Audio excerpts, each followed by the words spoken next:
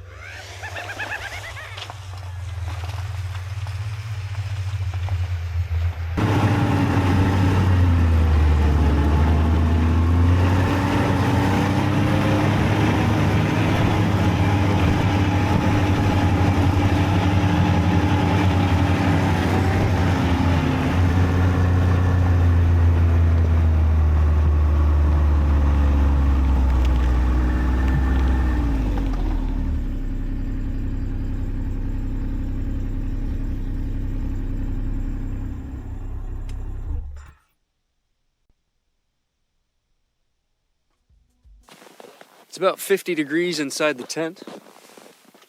Outside it is 20. It's absolutely beautiful. Got a bluebird day.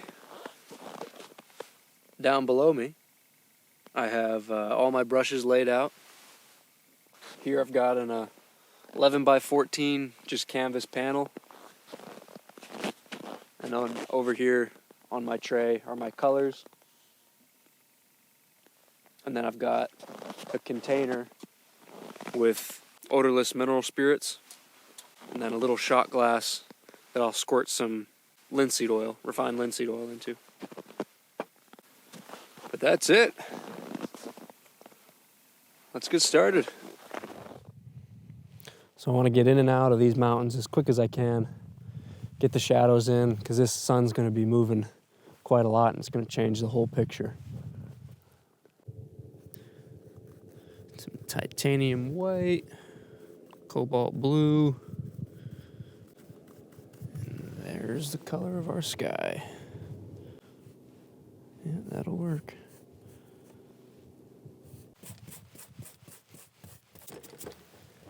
Beautiful, easy, done. Moving on. We'll change that up.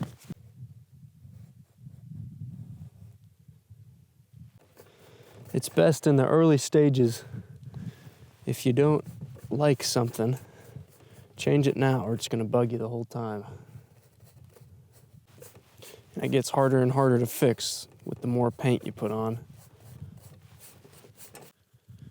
One thing about working with in the cold is the paint really thickens up. This face. And this is still just titanium white, cobalt blue. There we go. Threw a little bit of burnt sienna in it to kind of gray it out more. The next peak over here.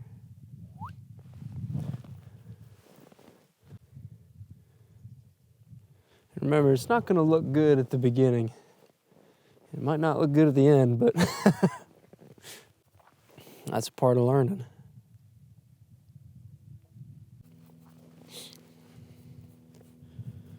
For this closer mountain, I'm just making it a little bit darker than the mountains behind it because of atmospheric perspective.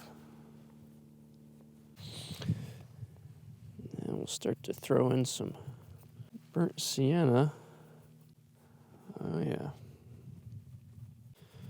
There we go. I'm just blending it into the hillside there. This is supposed to represent the trees that are coming up.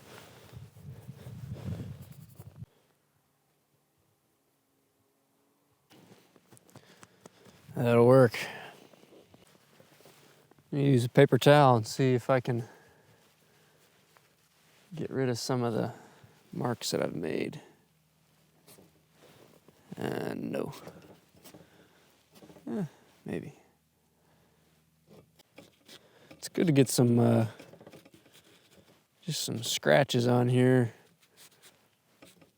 Don't do too much though. Kind of gives the illusion of detail.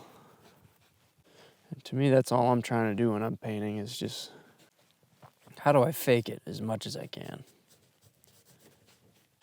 And remember, this is just the block end, so we're just kind of getting shapes down. We're not really painting yet.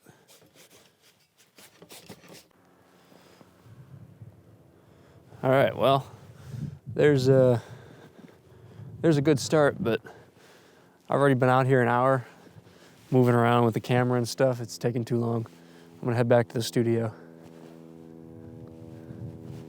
There we go, that's much more comfortable. Now I can check on the stew a lot more as well.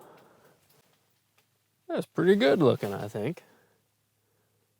For right now, that's fantastic. There we go, now those mountains are gonna pop. Anywhere you have contrast in a painting, light, dark, light, whatever. High saturation, low saturation.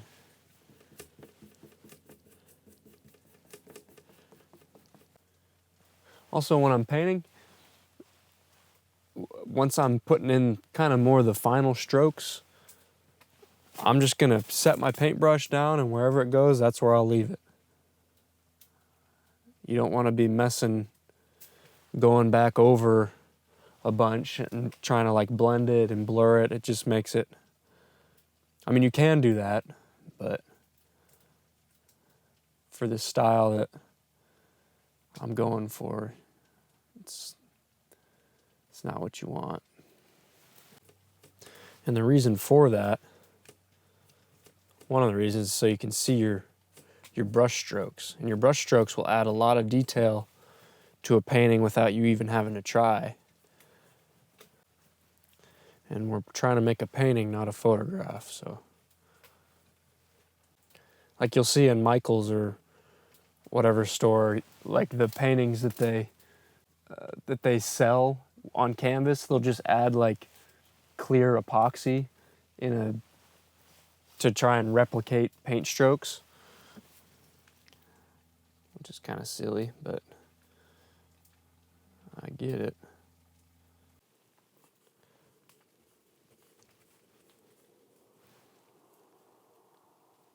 Notice how everything just keeps getting darker as we move closer towards us.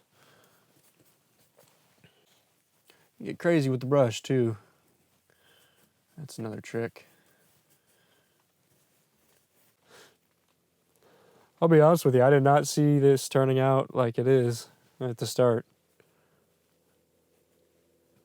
But it's kind of coming together. Are you kidding me? Let's take a look.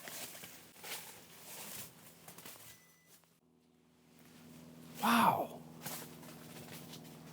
That's what's up, Josh. That's what's up. All right, now I'm kind of rushing to the finish here. Just because the sun is gone.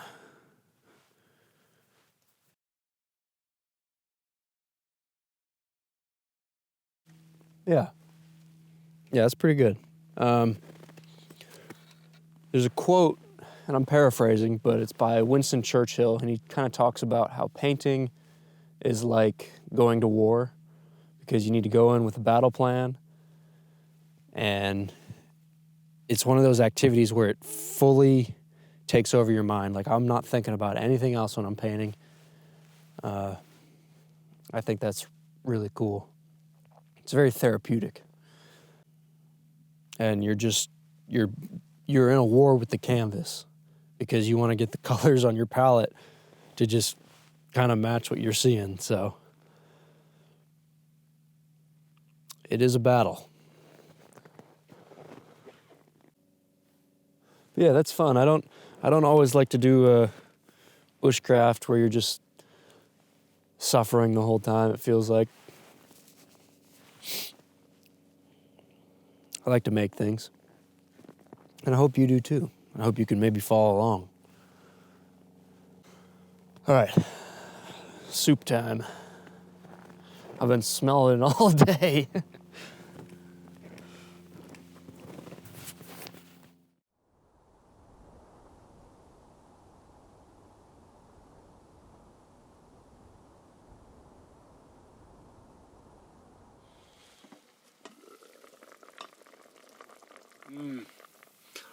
I've been looking forward to a beef stew in a tent all winter.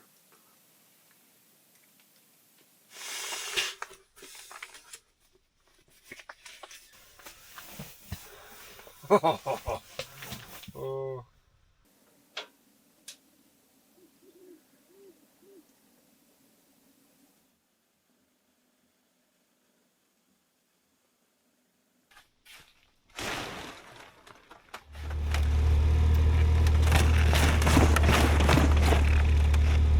You rock it to make sure it breaks free of the frozen track.